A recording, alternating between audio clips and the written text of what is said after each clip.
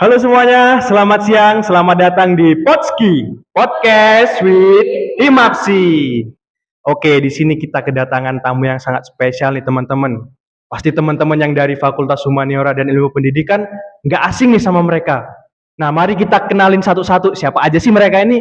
Boleh dong dari kakak BMFI boleh memperkenalkan dirinya terlebih dahulu.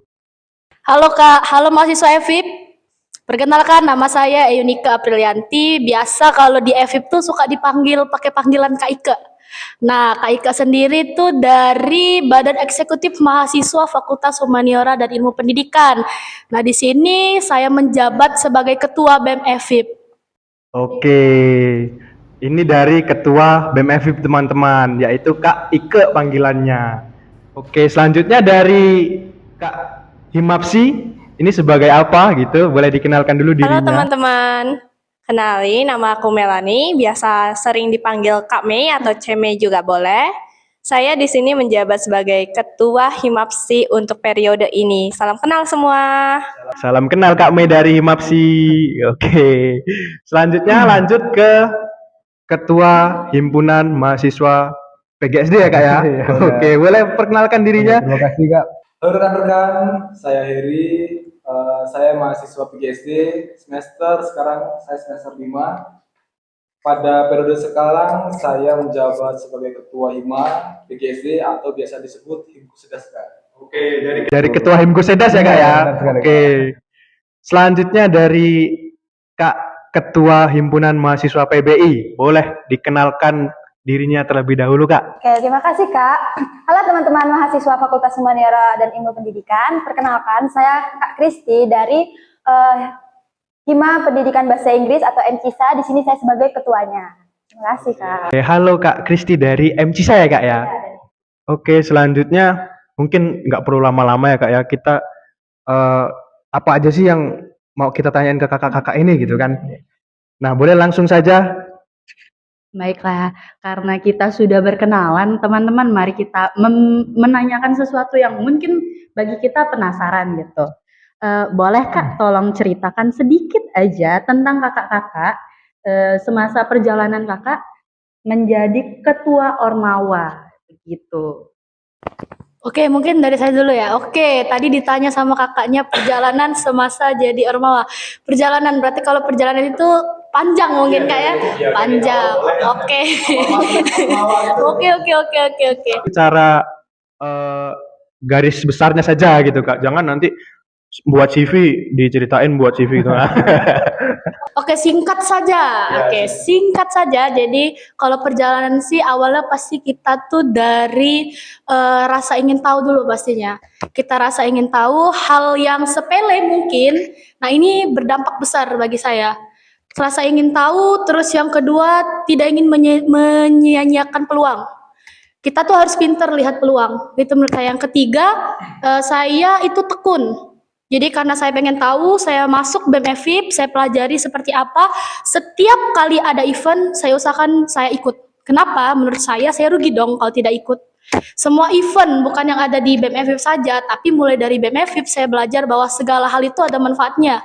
Lalu yang ketiga, saya itu tekun. Apa saja yang diberikan dulu waktu saya jadi anggota, saya jadi anggota BEM EVIP periode lalu, saya itu tekun. Mau itu saya jadi perkap, mau itu saya jadi apapun tukang parkir, mau saya ngecat tembok, pokoknya saya tekunin. Karena menurut saya itu adalah life skill, sesuatu yang tidak diajarkan di dunia perkuliahan. Lalu ketika saya jadi ketua, hal ini sudah menjadi pegangan bagi diri saya. Dan saya ingin rekan-rekan di EVIP, khususnya mahasiswa, itu bisa menerima apa yang saya dapatkan. Maupun itu khususnya di organisasi seperti itu. Karena sesuatu yang di organisasi ini, percaya mungkin ini bagi teman-teman mahasiswa kayak omongan belaka. Sesuatu yang diajarkan di Ormawa itu tidak ada di kelas memang tidak ada, tidak kita dapatkan kalau kita tidak mencoba langsung. Organisasi itu bukan harus yang di EVIP aja ya, kayak setuju. Banyak sekali organisasi di luar sana yang bisa membantu teman-teman itu untuk berkembang.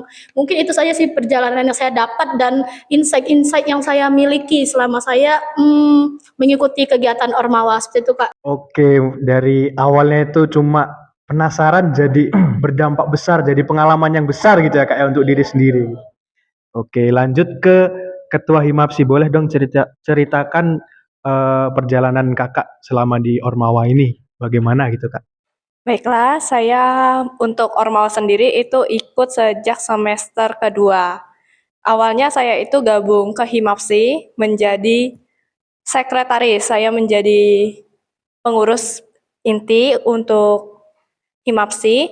Lalu kemudian saya mendapatkan banyak sekali pengetahuan dan pengalaman dari menjadi sekretaris. Karena sekretaris selain saya mengurus surat menyurat di dalam internal, saya juga ikut berproses bersama ketua dan wakil terpilih pada periode lalu.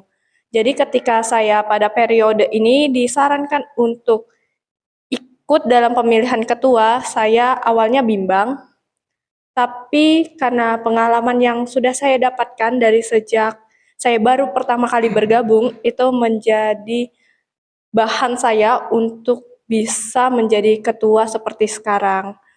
Lalu juga untuk kalau pengalaman di keorganisasian itu selain sebagai hima, saya juga aktif dalam organisasi-organisasi di luar kampus gitu. Jadi menurut saya kita itu selain harus aktif di dalam organisasi itu juga harus aktif di kepanitiaan luar gitu.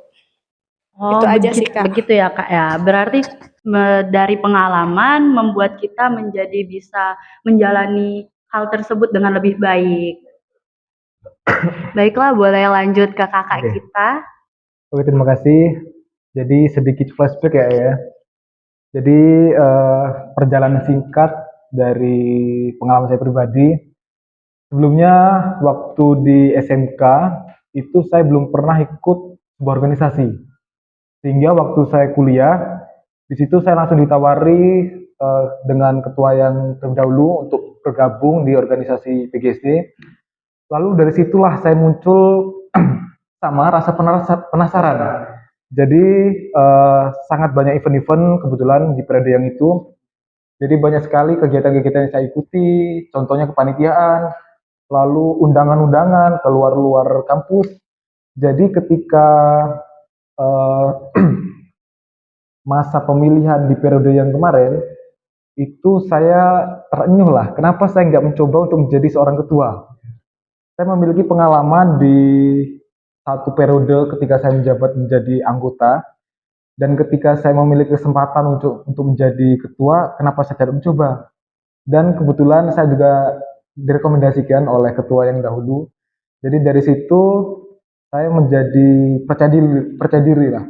Jadi untuk maju sebagai ketua, lalu juga banyak pengalaman ketika menjadi ketua harus mengatur sebuah tim, mengatur kekompakan tim, dan juga bisa menggerakkan teman-teman yang ada di organisasi. Mungkin sekian. Oke, terima kasih dari Kak Heri ya, dari Bu Sedas.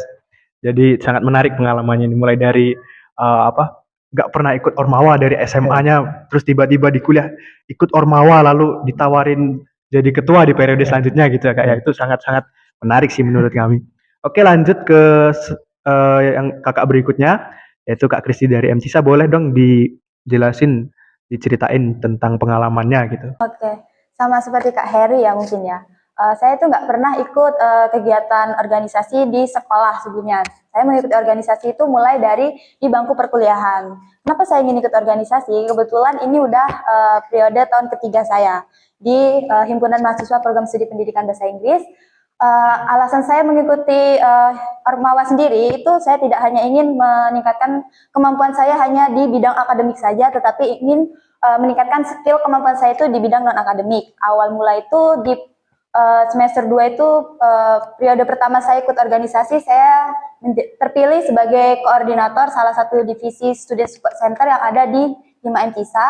Lalu di periode kedua itu juga saya mengikuti pemilihan ketua, tapi di periode kedua saya menjadi sekretaris. Lalu di periode ketiga ini kebetulan saya menjadi ketua. Kenapa saya ingin terus mengikuti pemilihan? Karena saya memiliki rasa penasaran gimana sih rasanya menjadi ketua, lalu bisa mengkoordinir teman-teman yang ada di Hima seperti itu.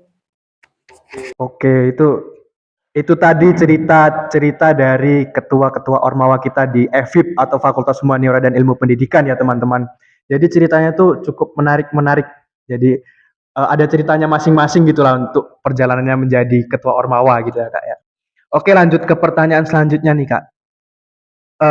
Pastikan ada nih hal-hal yang didapatkan dari Ormawa. Lalu juga ada beberapa hal tantangan yang perlu dihadapi. Nah, boleh dong kakak-kakak ceritain apa saja sih hal-hal positif yang didapatkan selama menjadi atau aktif sebagai organisasi mahasiswa. Lalu apa saja tantangan yang dihadapi, yang paling sering dihadapi menjadi anggota ataupun ketua dari organisasi mahasiswa tersebut. Boleh dari Kak Ike, dari Ketua BEM FIP? Oke, kalau ditanya manfaat, pasti saya percaya rekan-rekan di sini juga sependapat sama saya. Kalau banyak sekali manfaatnya, tidak bisa dipungkiri. Walaupun kita dikatakan capek, mungkin capek ya Kak. Kita nggak bisa bohong kalau capek ya pasti capek. Tapi dari rasa capek itu ada sesuatu yang pasti yang kami gapai. Seperti itu, ada tujuan yang pastinya bukan tujuan pribadi. Kami yakin itu bukan tujuan pribadi, namun ada tujuan kelompok yang kami perjuangkan. Nah, dari situ kami belajar kalau misalnya kita menjalani sesuatu dengan dongkol seperti itu, mungkin capek, kita dominan di capeknya, pasti itu terlalu menguras tenaga, jadinya tidak ada yang kita dapat. Jadi saya pasti juga percaya teman-teman di sini ketika diberi suatu proker, misalnya buat dong seperti ini, itu awalnya kita dengarnya kayak aduh, sebetulnya emang tidak pernah ya kami buat, pasti seperti itu. Tapi dari situ ini yang tidak kita dapatkan di bangku perkuliahan. Oh, berarti kami kurangnya seperti itu. Nah, hal ini tidak didapatkan di bangku perkuliahan, di mana cara kita itu memaknai sesuatu dengan berulang. Oh, seperti ini, oh seperti ini. Berarti kami harus seperti. Nah, ini tidak didapatkan di bangku perkuliahan, di mana tidak begitu cepat hubungan timbal balik yang terjadi antar dosen dan mahasiswa. Tapi kita dapatkan di mana? Di organisasi. Organisasi itu bukan berbicara tentang saya mampu berbicara depan umum, saya banyak kemampuan. Tidak, organisasi itu tempat menempa diri. Saya lebih percaya organisasi adalah tempat menempa diri, di mana kita harus menahan keegoisan kita, menahan sesuatu yang mungkin sudah menjadi bagian diri kita, bagaimana kita tuh mampu menyamakan diri kita dengan orang lain. Nah, ini yang tidak kita dapat. Hal-hal yang lebih ke pribadi seperti itu, Kak. Hal-hal yang lebih personal, dan ini sangat bisa menjadi modal besar. Khususnya untuk di luar, misalnya di luar bangku perkuliahan, kita jadi banyak relasi nih. Contoh, saya jadi kenal nih teman-teman BEM yang dari UIN, teman-teman BEM yang dari UIGM, teman-teman BEM yang dari misalnya di mana, mungkin di Palembang ini, saya jadi kenal seperti itu. Dan ini nggak bisa kita dapatkan. Mungkin seperti itu. Kalau tantangan, ya pasti banyak, pasti ada Kak. Pasti ada tantangan, apalagi sesuatu yang kita lakukan itu selalu dinilai orang lain. Pasti teman-teman di sini pasti merasakan bagaimana kita tuh sangat mengatur apa yang harus kita katakan, bagaimana perilaku kita. Bahkan kalau saya sendiri itu bahkan untuk perkembangan akademik saya jaga. Aduh, saya ini ketua BEM, nanti dinilai dosen seperti ini, kok di Ormawa bagus, tapi di bangku perkuliahan seperti itu, jadi beban sendiri bagi saya. Jadi bagaimana saya harus mengontrol, mengorganisir itu semua supaya bukan untuk tampil sempurna, tidak. Setidaknya saya pantas dinilai menjadi ketua. Yang pertama, ketua itu harus bisa memimpin pastinya anggotanya. Yang kedua, memimpin diri sendiri, itu paling penting bagi saya. Dan yang paling susah itu diatur adalah mengatur diri sendiri. Itu tantangan terbesar kalau bagi saya. Bagaimana saya itu menempatkan diri saya sebagai pemimpin. Bagaimana saya itu menempatkan diri saya itu sebagai orang yang mampu dicontoh, bukan mengatur. Beda kata bos sama pemimpin. Pemimpin berarti ada sesuatu nih yang dimilikinya, sehingga yang lain ikut nih sama dia. Nah, ini yang susah. Berarti, mungkin seperti itu Kak, lebih ke diri sendiri. Kalau kesulitannya adalah mengatur diri sendiri, bagaimana kita itu mengatur diri kita supaya tidak jadi batu sandungan di organisasi. Mungkin seperti itu. Kalau manfaatnya, ya mungkin nanti teman-teman yang lain bisa nyambung ya, manfaat lainnya panjang seperti itu. Silakan dilanjutkan Kak. Terima kasih, mungkin itu dari saya. Baiklah, boleh dilanjutkan sama Kak Mei. Saya setuju banget dengan Kak Ike, sangat banyak manfaat yang didapatkan dari ikut organisasi nih, terutama bagi teman-teman yang tentu saja yang beasiswa ya. Mengikuti organisasi ini adalah salah satu juga ladang untuk diri kalian bertumbuh dan berkembang. Selain dari tuntutan untuk beasiswa yang dimana kita harus aktif ya Kak dalam satu semester itu mengumpulkan sangat banyak poin Organisasi ini juga menjadi wadah kita berkembang. Contohnya di awal kita belum terlalu mengerti nih untuk alur surat menyurat, proposal, dan sebagainya. Dengan kita ikut organisasi ini kita menjadi tahu nih gimana alur pembuatan surat, alur pembuatan proposal, dan sebagainya. Dan itu memang kita sekarang ngerasa, ih ngapain sih nyusun-nyusun proposal, nyusun-nyusun surat, nggak ada gunanya. Tapi ketika di masa depan, ketika kita kerja, apalagi di pekerjaan yang berhubungan dengan bidang surat menyurat, seperti sekretaris atau apa gitu, itu sebenarnya sangat berguna. Jadi kita pupuk mulai dari sejak bangku perkuliahan, lalu ketika kita bekerja, kita itu bisa menggunakan kembali semua pengetahuan yang kita dapat. Itu contohnya dari surat menyuratnya aja, dan sangat banyak lagi divisi-divisi lain dalam organisasi ini yang bisa membantu kita berkembang.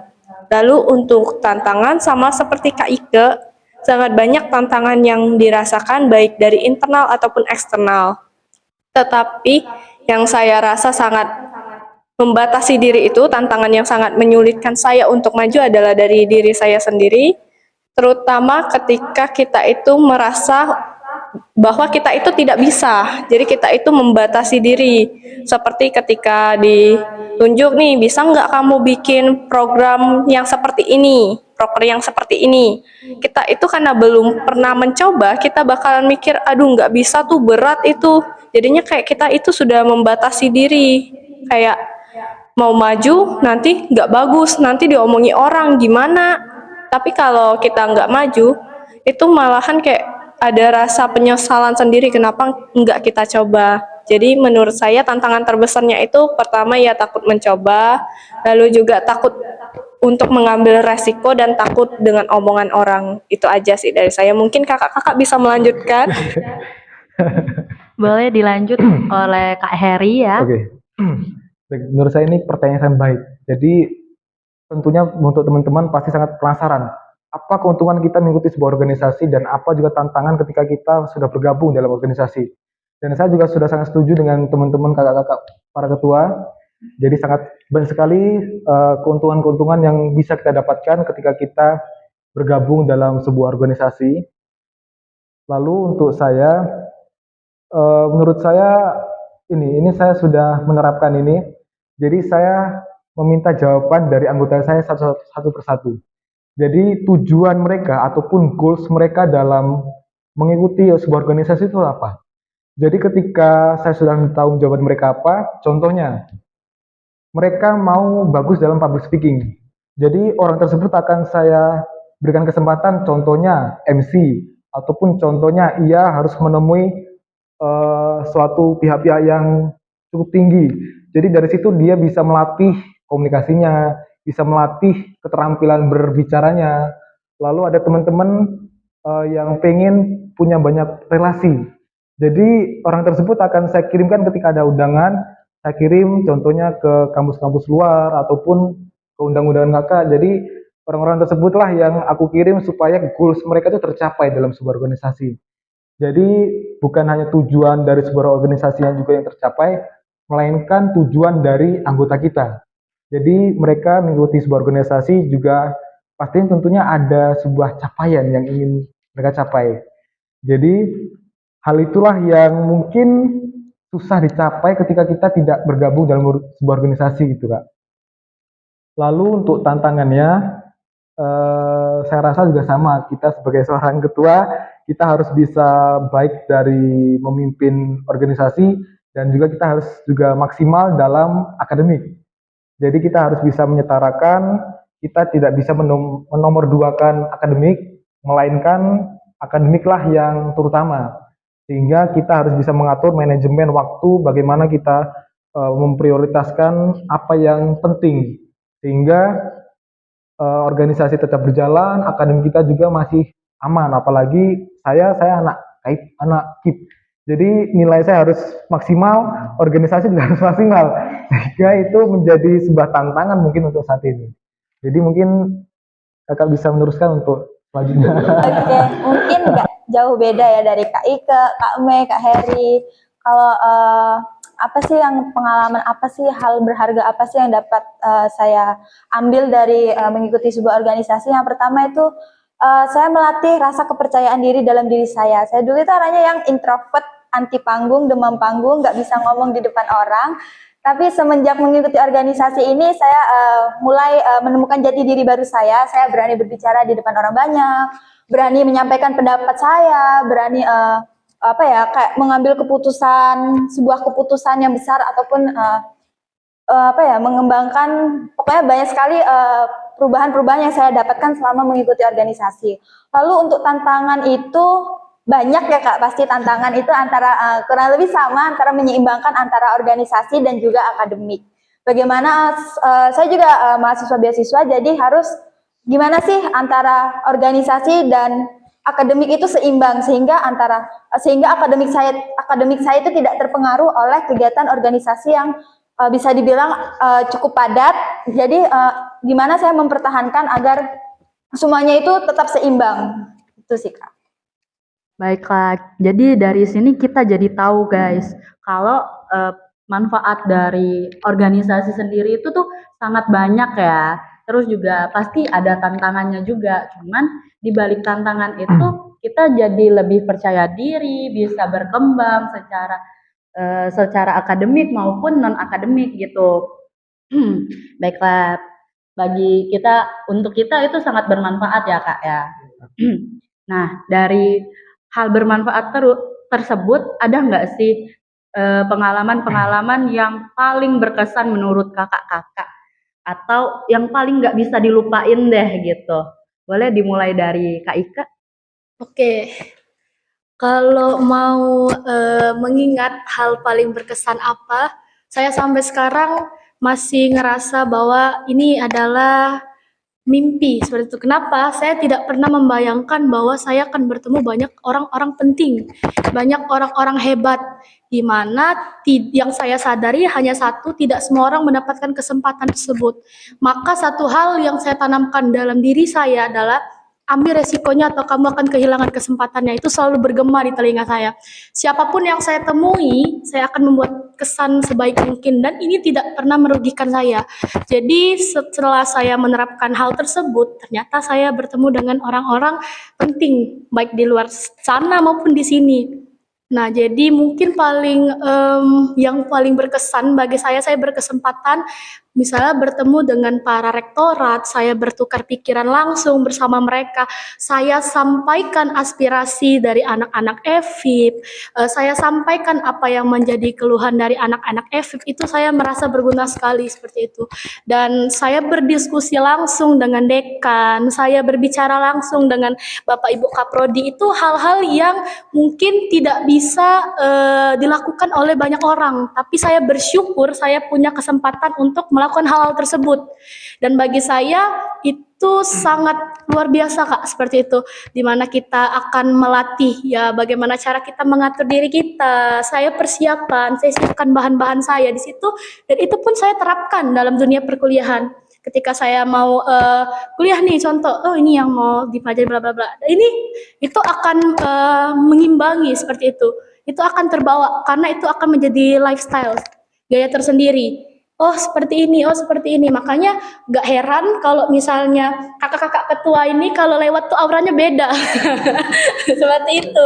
Walaupun mereka nggak tahu apa-apa ya lagi jalan, mungkin mereka nyanyi lagu Tabola Bale, tapi kayak auranya tuh kayak wow gitu kan. Mungkin seperti itu. Nah itulah hal-hal yang mungkin berkesan bagi saya, mungkin kayak itu bertemu dengan orang-orang hebat, saya bisa bertukar pikiran, berkesempatan untuk mengikuti kegiatan yang sama dengan orang-orang hebat di luar sana, mungkin seperti itu kan. Kalau dari saya. Oke, terima kasih Kak Eka. Selanjutnya untuk ketua dari Himapsi. Kalau saya sih kurang lebih sama ya kayak Kak Ike, pengalaman paling berkesan. Tetapi saya rasa ada satu hal yang paling berkesan sih. Selama ini selama di bangku sekolah hingga bangku perkuliahan, kita itu cuman tahu dasar teori saja, cuman tahu konsep-konsep aja.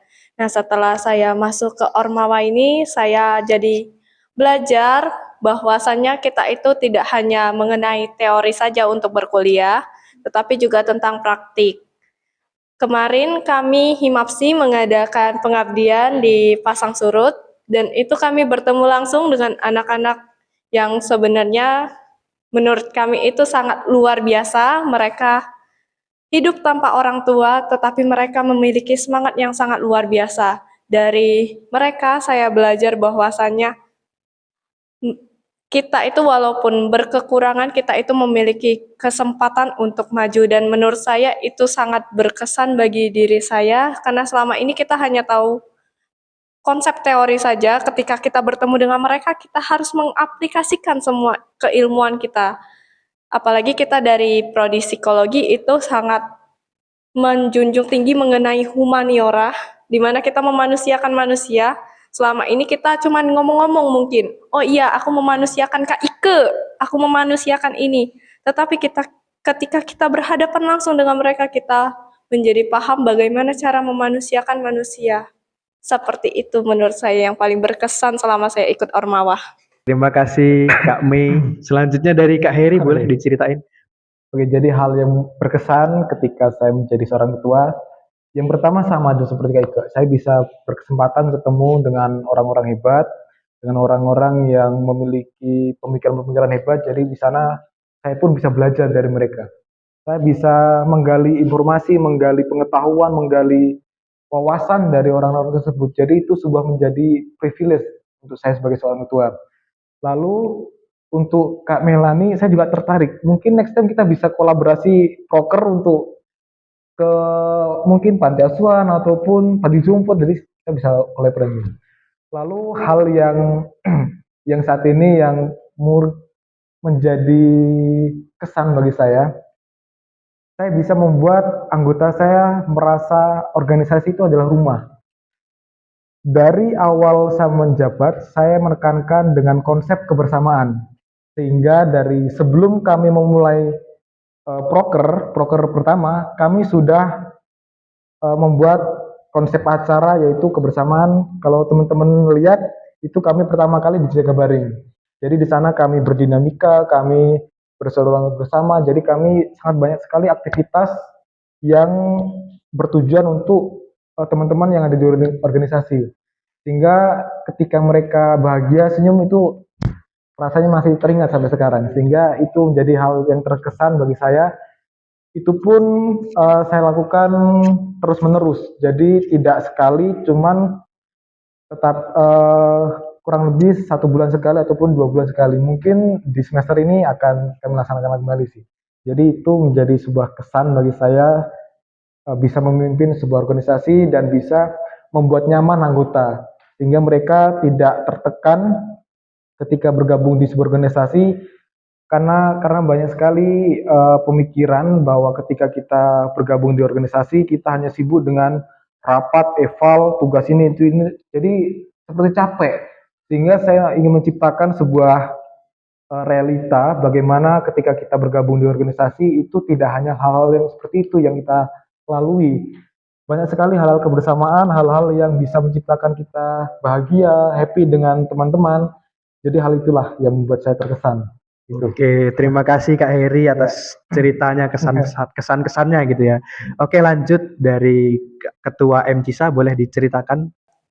Kalau dibilang berkesan tuh menurut saya 3 periode itu bukan waktu yang pendek ya teman-teman. Maaf teman-teman. Bukan waktu yang pendek. Pastinya udah banyak sekali hal-hal berkesan yang sudah kita lewati. Tapi kalau hal yang paling berkesan sekali menurut saya itu waktu itu kita pernah melakukan pengabdian itu di salah satu panti jompo.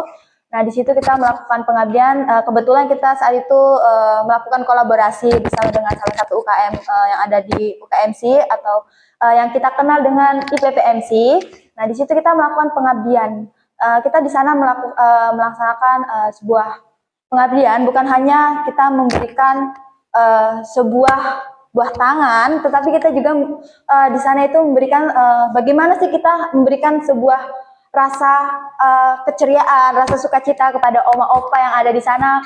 Apalagi mereka kan bisa dibilang jauh dari keluarga, atau mungkin keluarganya ada yang nggak di Palembang atau ada yang di luar, pasti mereka itu merindukan keluarganya. Jadi kita tuh di sana itu merasa kayak kita itu bisa membagi kebahagiaan kita, melihat senyuman mereka yang senang waktu itu menyambut kita, seperti kita itu dianggap seperti cucu mereka di sana.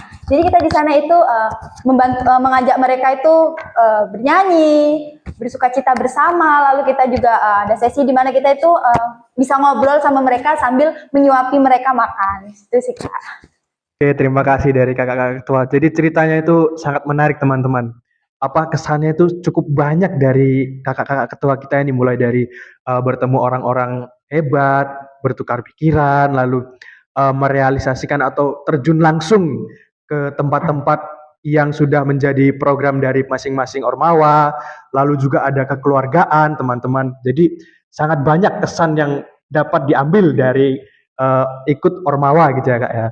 Oke, lanjut ke pertanyaan selanjutnya nih Kak. Tadi kan kata kakak itu harus menjaga antara menjadi ormawa dan juga menjadi mahasiswa di bidang akademik dan non akademik gitu ya Kak ya. Nah, bagaimana sih Kak cara menjaga keseimbangan tersebut supaya sama-sama seimbang gitu antara ikut ormawa dan ikut antara ormawa dan akademik gitu Kak. Boleh kalau tadi kan dari ketua BMF terus nih, boleh sekarang dari ketua MJISA dulu, boleh diceritain Kak tips-tipsnya gitu. Tipsnya itu yang pertama pasti manajemen waktu ya. Bagaimana kita mengatur antara di mana sisi kita harus mengutamakan akademik, tapi kita juga tidak menghilangkan kalau misalnya kita ada kegiatan organisasi itu juga terseimbangi. Tapi juga kita harus mengatur proporsi antara akademik dan akademik. Yang pasti utama kita itu akademik ya. Jadi mau kita harus mengutamakan di bidang akademik dahulu, baru di organisasi, karena sebenarnya organisasi itu nggak setiap hari kita lakukan ya teman-teman. Jadi kayak kita itu pasti udah memanage, bisa lah, pokoknya kita harus bisa memanage antara akademik dan non akademik. Boleh, terima kasih ya Kak. Boleh lanjut ke Kakak Heri. Ini sangat menarik ya, bagaimana kita bisa memanage antara akademik dan organisasi. Kebetulan selain bergabung di organisasi dan kuliah, saya juga memiliki tanggung jawab di pekerjaan. Jadi di kampus saya kuliah dan organisasi, di rumah saya ada tugas sendiri gitu. Jadi bagaimana saya bisa mengontrol semuanya bisa berjalan secara bersamaan. Yang tentunya saya harus memprioritaskan mana yang terpenting dan mana yang terdahulu.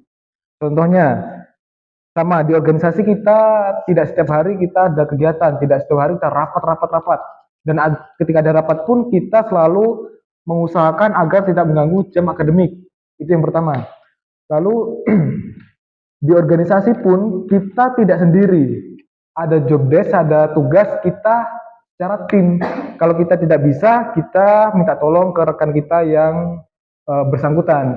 Sehingga ketika waktunya kita kuliah, kita usahakan tidak mengganggu ataupun mencampur adukan. Ketika dosen menjelaskan, kita sibuk bikin apa gitu, tugas proposal atau apa gitu kan, tidak ya. Ketika kita ada di kelas, guru dosen materi, ya kita fokus ke materi. Jadi kita pikiran kita jangan dicampur adukan itu. Lalu ketika saya kuliah pun akademik, ketika dosen memberikan tugas, saya selalu mengusahakan untuk selalu dikerjakan secepatnya. Itu. Jadi tidak nanti malam atau besok, tidak. Jadi ketika ada tugas, sekiranya bisa saat itu juga dikerjakan. Jadi itu bermaksud supaya semuanya bisa berjalan dengan bersamaan. Ketika di rumah saya fokus dengan pekerjaan di rumah. Mungkin seperti itu cara saya bisa mengatur semuanya gitu. Baik, terima kasih Kak Heri ya. Boleh kita lanjut ke Kak Mei. Kalau saya sih sebenarnya sama seperti Kak Kristi dan juga Kak Heri.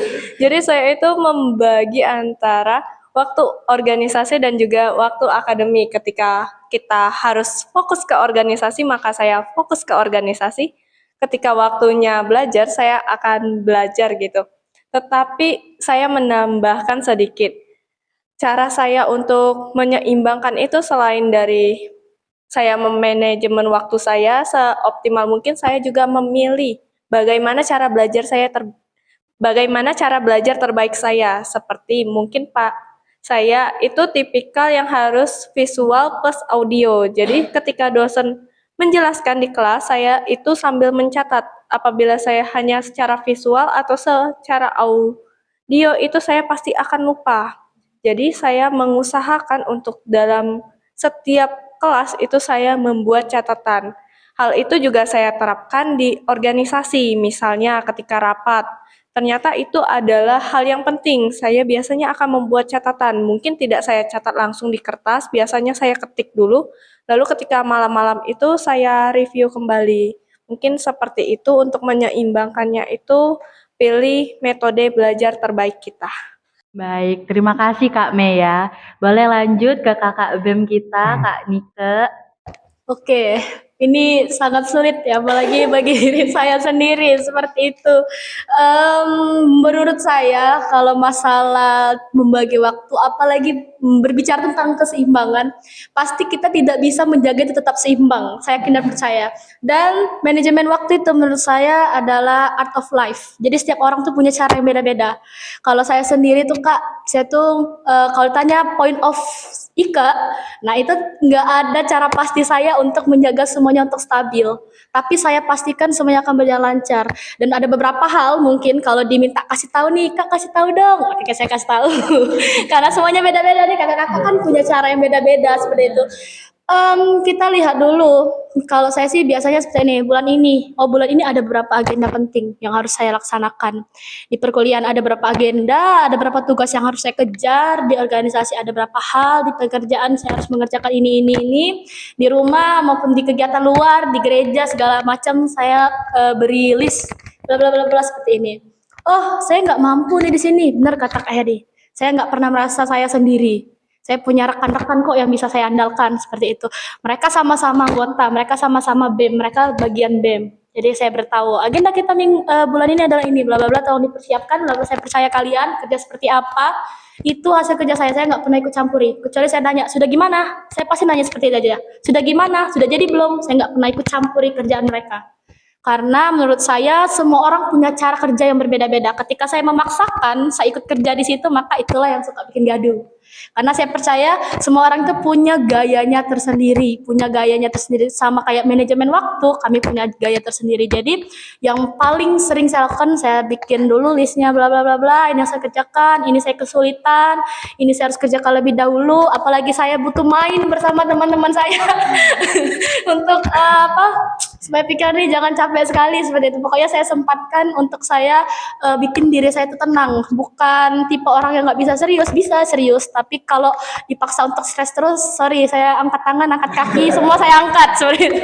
Pokoknya saya harus santai. Segala sesuatu jangan dibuat terburu-buru seperti itu. Mungkin itu aja sih supaya setidaknya kalau tidak seimbang jangan ada yang tidak optimal. Mungkin seperti itu Kak. Baik, kita udah dengerin semua cerita-cerita dari kakak-kakak sekalian. Boleh dong kasih satu atau dua kalimat ajakan atau tagline untuk angkatan adik kita, yaitu angkatan 25 untuk ikut Ormawa. Boleh dimulai dari Kak Kris. Oke, untuk teman-teman angkatan 25, jangan takut untuk mencoba hal baru, apalagi kita itu di bangku perkuliahan itu tidak hanya harus mengembangkan soft skill kita di bidang akademik, tapi kita juga harus memiliki bekal di bidang non-akademik, seperti salah satu contohnya itu kita mulai dari mengikuti organisasi yang ada di kampus, lalu juga kalau menjalankan sesuatu itu jangan kita berpikir pendeknya dulu, takut gak bisa, takut sulit, takut tidak bisa mengatur antara akademik dan akademik, tapi kita harus mencoba dulu. Apapun tantangannya ke depannya nanti, yang penting kita itu sudah memiliki rasa ingin mencoba. Baik, terima kasih. Boleh lanjut ke Kakak Heri. Oke, untuk rekan-rekan mahasiswa yang saat ini baru semester 1 ya Kak ya. Jadi untuk yang memiliki pengalaman sama seperti saya, belum pernah memiliki pengalaman bergabung dalam sebuah organisasi, jangan takut. Karena di sebuah organisasi ketika kita bergabung di dalamnya, kita akan belajar bersama. Jadi tidak ada yang saling salah, kita akan berproses bersama. Sama seperti Hima PGSD saat ini, kita akan berproses bersama, kita akan berdinamika bersama, kemudian kita akan menjalan semua bersama. Jadi tidak ada yang senior ataupun junior, di sana kita sama, sehingga jangan takut untuk bergabung di dalam organisasi, terutama Hima PGSD. Oke. Boleh. Baik Pak, terima kasih Kak Ya. Heri. Boleh kita lanjut ke Kakak Mei. Baiklah, pesan saya untuk adik-adik angkatan 24 dan 25 juga. Pertama, jangan takut untuk mencoba hal baru. Mungkin teman-teman seperti yang dikatakan oleh Kak Heri dan juga Kak Kristi belum pernah memiliki pengalaman dalam berorganisasi. Ini adalah langkah pertama kalian untuk mencoba berorganisasi. Dengan bergabung dalam organisasi, teman-teman bisa mengembangkan segala potensi yang teman-teman miliki. Lalu untuk takut mencoba itu harus mulai dikurangi karena kita selain berkuliah di bangku, kita juga harus terjun langsung ke masyarakat karena kuliah memiliki tridharma perguruan tinggi di mana salah satunya adalah terjun ke dalam masyarakat. Jadi melalui organisasi ini teman-teman dapat mengembangkan potensi dan juga menjadi bekal teman-teman untuk terjun ke dalam masyarakat. Sekian kalau dari saya. Baik, terima kasih Kak Mei. Boleh lanjut ke Kak Yunita. Oke, kalau dari saya yang pernah juga merasa ragu, dari saya yang juga pernah merasa takut, dari saya yang pernah juga merasa tidak percaya diri, jangan pandang kami yang sekarang. Kami juga pernah takut, kami juga pernah semester 1, kami juga pernah merasa kami tidak mampu, tapi bedanya saat itu kami berani melangkahkan kaki kami. Dan di sini kami membantu teman-teman untuk bersama-sama melangkahkan kaki. Mungkin kemarin-kemarin boleh teman-teman merasa lagu, tapi kalau pepatah orang Tionghoa tuh, payo nunggu apa lagi ya? Mungkin seperti itu ya. Apa yang ditunggu seperti itu. Ingat kalau nggak sekarang kapan lagi? Mau tunggu kapan? Mau tunggu semester 3? Oh tidak. Perkuliahan terus berlanjut, waktu terus berjalan, jangan sampai termakan waktu. Iya. Mungkin seperti itu ya. Jangan nunggu kita menjadi orang hebat untuk mencoba. Nanti kita tidak akan pernah menjadi orang hebat tersebut. Tapi mulailah dari sesuatu yang ingin dirubah karena kita tuh tidak butuh yang namanya talenta Kak ya. Kita cuma butuh yang namanya berproses. Berani berproses, maka kamu akan terima apa yang pantas kamu dapatkan. Mungkin itu jangan sampai kehilangan kesempatan ya, ambil aja resikonya. Kita jalanin resikonya bersama-sama, maka kamu akan terima kesempatannya. Mungkin Oke, terima kasih kepada kakak-kakak ketua. Jadi pesan untuk teman-teman nih, denger nggak tadi apa yang diomongin dari kakak-kakak ketua ini? Jangan takut untuk mengambil kesempatan. Bagi teman-teman yang belum pernah ikut organisasi, ikutlah. Cobalah kesempatan tersebut. Dan bagi teman-teman yang udah pernah, ayo berkembang. Ini adalah salah satu pengalaman yang nggak bisa teman-teman dapatkan di luar kampus, gitu ya Kak ya. Oke, tak terasa waktu kita sudah berakhir Kak, waktu sesi ngobrol-ngobrol kita, sharing kita udah berakhir. Terima kasih banyak atas sharing dari kakak-kakak ketua Ormawa yang ganteng-ganteng dan cantik-cantik ini. Terima kasih atas pengalaman yang telah di-sharekan kepada kita semua. Jadi kami itu lebih tahu, lebih terbuka terkait Ormawa gitu ya Kak, apalagi di Fakultas Humaniora dan Ilmu Pendidikan ini. Terima kasih dari kakak-kakak, mungkin dapat mengobrol di lain waktu jika ada kesempatan ya Kak ya. Sekian dari kami, terima kasih, sampai jumpa.